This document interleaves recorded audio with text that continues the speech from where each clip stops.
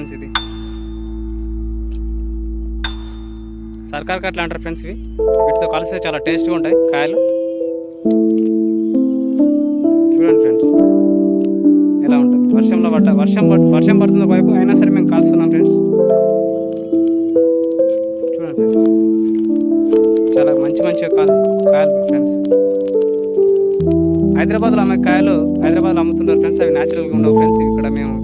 ఇక్కడ గ్రామీణ ప్రాంతాల్లో ఒక కొండకి వెళ్ళి న్యాచురల్గా ఉండే కస్టర్డ్ ఆపిల్స్ తీసుకొని వచ్చినాం ఫ్రెండ్స్.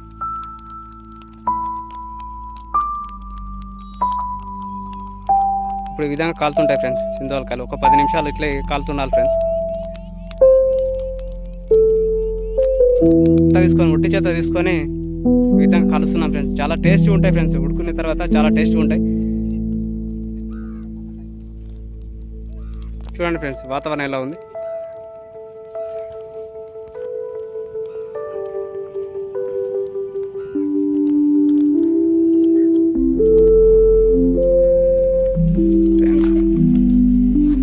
ఓకే ఫ్రెండ్స్ ఒక 2 మినిట్స్లో ఫ్రెండ్స్, ఒక 5 మినిట్స్లో కాలిపోతాయి ఫ్రెండ్స్. మొత్తం కంపని మొత్తం సెట్ చేసుకోవాలి ఫ్రెండ్స్ ఈ విధంగా.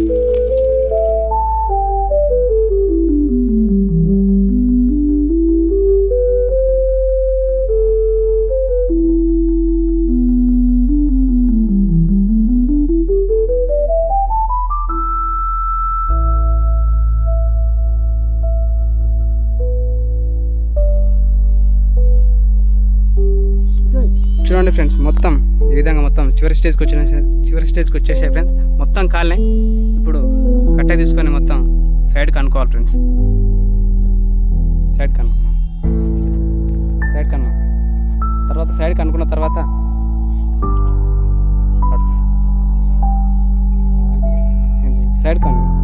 సైడ్కి అనుకోవాలి.